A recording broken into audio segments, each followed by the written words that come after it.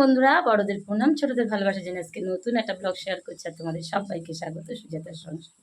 যেহেতু আমরা house wife, বাইরে বেরোই না, তাই আমাদের স্বর্গ হচ্ছে রান্নাঘর।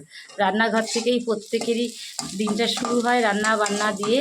আর যেহেতু সংসারে সারাদিনে সব থেকে বড়ো কাজ রান্না করা, বাড়ির সকলের কে কী খাবে সেগুলো দেখাশোনা আমাদের হচ্ছে হাউস ওয়াইফদের দায়িত্ব। সেই কারণে রান্নাঘরে সকাল সকাল আসা। আর যারা নতুন বন্ধু আমার এখনও চ্যানেলটা সাবস্ক্রাইব করোনি, সাবস্ক্রাইব করে পাশে থেকো। আর যারা পুরনো বন্ধু, ভিডিওটা যদি ভালো লাগে ছোট্ট একটা কমেন্ট, বেশি না, ছোট্ট একটা কমেন্ট করে দিও আর একটা লাইক করে দিও। আর তোমাদের ছোট ছোট ভালোবাসা এগিয়ে যেতে চাই। তাহলে চলো বন্ধুরা, আমি আজকে আর কি কি কাজ করলাম সারাদিনে, কি কি করছি, আমার সঙ্গে থাকো, দেখতে থাকো। আশা করি তোমাদের ব্লগটা ভালো লাগবে। আর তো সকালবেলা তো স্নান পুজো হয়েই যায়, সকাল আর্লি মর্নিংয়ে, যেহেতু আমি অনেক সকালে উঠি, সকাল সকাল স্নান পুজো করে নিই। সেই জন্য আমার আর অসুবিধা হয় না। পুজোটাও একটা কিন্তু অনেক বড় কাজ সারাদিনের, তাই না বন্ধুরা বলো? পুজোটা হয়ে গেলে মনে হয় কি একটা কাজ হয়ে গেল। এবার আমার ঢ্যাঁড়স ভাজাগুলো হয়ে গেছে, ঢ্যাঁড়স ভাজাগুলো নামিয়ে নিই। অল্প কটা করেছি, কেননা বাচ্চারা কেউ খাবে না। শ্বশুরমশাইও খুব ভালো খেতে চায় না, জানো তো। তো উনি যে কী খাবে, ওই লাউ তরকারি, মাছের ঝোল, একটু চাটনি হলে আর কিছু লাগে না ওনার। তো এই হচ্ছে ব্যাপার। অনেক দিন ধরে এডিট করার জন্য ব্লগ দিতে পারছি না, আর সময়ও পাই না, এদিক ওদিক যেতে হয় বলে এডিট করাটা হয় না। তো আমার ঢ্যাঁড়স ভাজাটা আমি নামিয়ে নিলাম, অল্প একটু হয়েছে, ছোট্ট একটা বাটিতে রেখেছি, জানো তো। অনেকে কিন্তু খুব ভালো খায় ঢ্যাঁড়স, আমি সেদ্ধটা খুব ভালো খাই। আমার খাওয়ার ধরনটা আবার আলাদা। রাতের বেলা ঢ্যাঁড়স সিদ্ধ দিয়ে ভাত খেতে, গরম ভাত খুব ভালো লাগে। তাই দেখো, এবার আলু ভাজা হবে। কড়াইতে তেল দিয়ে দিলাম। ওই যে বললাম পান্তা ভাত রয়েছে, পান্তা ভাতটাকে উদ্ধার করতে হবে, সেই কারণে আলু ভাজা, বুঝেছ? আর বাচ্চাদের জন্য ডাল লাগেই প্রতিদিন। হ্যাঁ, তো সারাদিনে তাড়াতাড়ি করে রান্না করে নিলে অন্য কাজগুলো তাড়াতাড়ি আগানো যায়, জানো তো। অনেকে করে যার যার সুবিধা মতো, কিন্তু আমার সুবিধা সকালে, সব সময় আমার সকালে। এবার চলো, আলুটা ধুয়ে নিই, ভালো করে ভিজিয়ে রেখেছিলাম জলে। দেখো বন্ধুরা, ঢ্যাঁড়স ভাজা হচ্ছে, পেঁয়াজ দিয়ে দিলাম।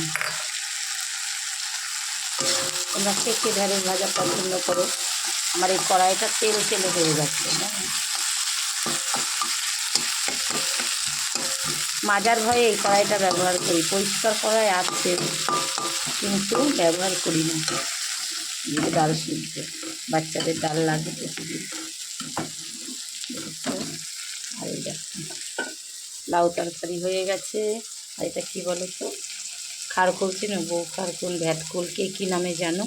খারকুল বাটা আমার ছেলের অনেক পছন্দ, তাই এটা করে রেখে দিয়েছি। ঢ্যাপা ঢ্যাপাতেও ঢ্যাঁড়স কেটেছি, হাতটা কেটে ফেলেছি কালকে।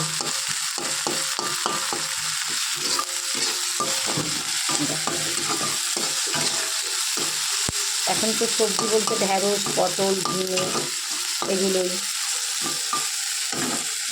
অল্প করেই করছি, দুজন খাবে এইটা, বাচ্চারা কেউ খাবে না। আলু কাটা হয়েছে, ছুরি দিয়ে কাটতে পারি না, একটা হাত কেটে ফেলেছি। কাজের হাত, কাটা থাকলে কী করে হয়। জল দিয়ে রাখি। আর এই ফ্রিজ থেকে মাছ বের করে রেখেছি।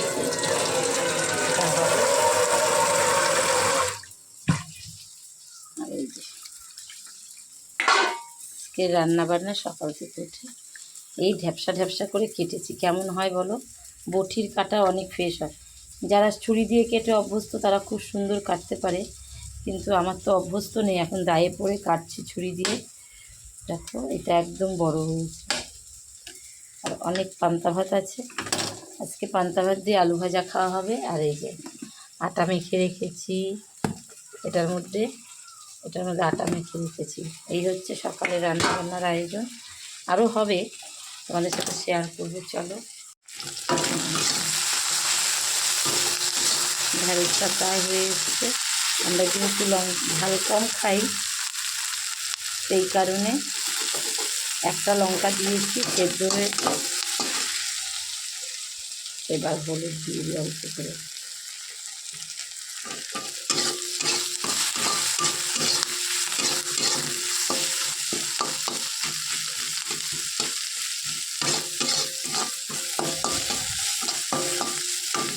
আলু ভাজা হবে, বাচ্চারা ডাল আর আলু ভাজা হলে কিচ্ছু লাগে না।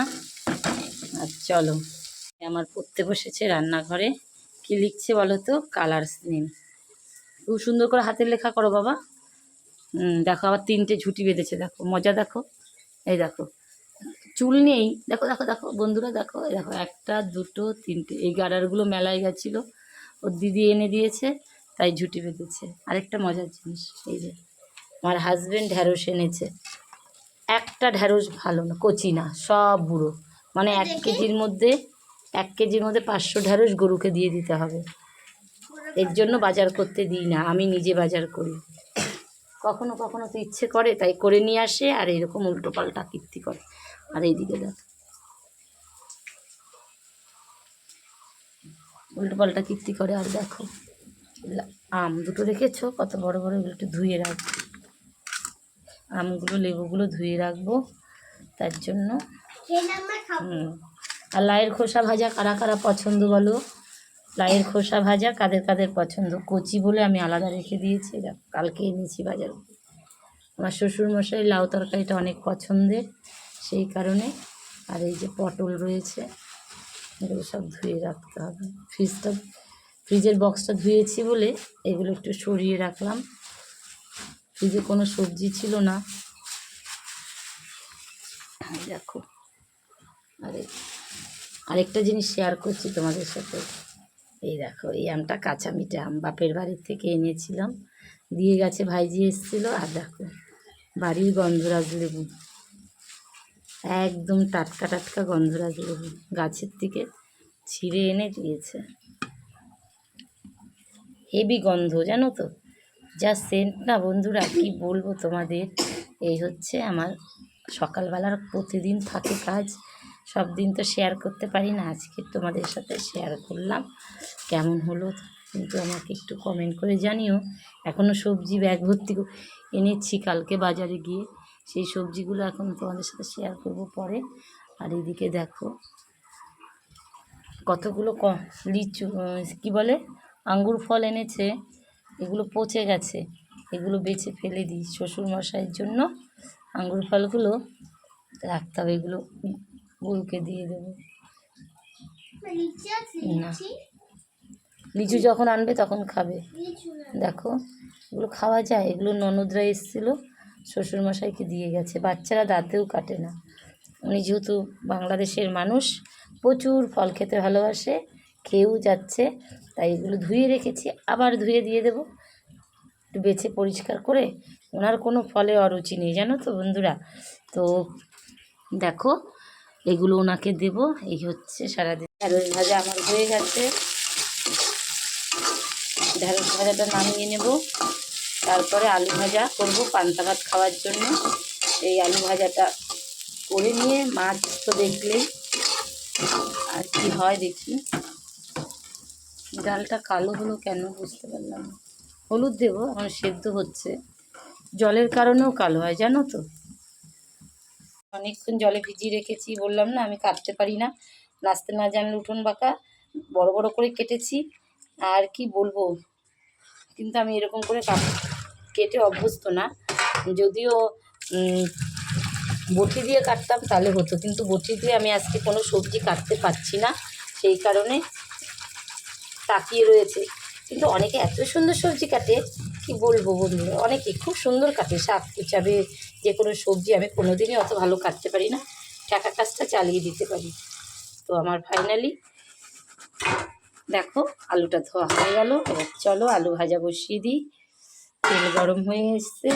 আলু ভাজাতে পেঁয়াজ দেবো না, পান্তা ভাতে কাঁচা পেঁয়াজ দিয়ে খাবো, সেই কারণে পেঁয়াজটা দেবো না, বুঝেছো। দেখো তেল গরম হয়ে গেছে।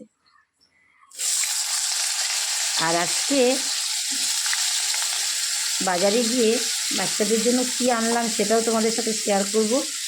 তোমরা কিন্তু সঙ্গে থাকবে আর দেখতে থাকবে, ভালো লাগবে আশা করি। নিরুপায় হয়ে এভাবেই কেটে নিলাম। কী করবো বলো তো। একটা লঙ্কা দিলাম, বা নুন দিয়ে ঢাকা দিয়ে দেবো। তোমরা ভাবছো বাটিতে নুন রেখেছি, না বন্ধুরা।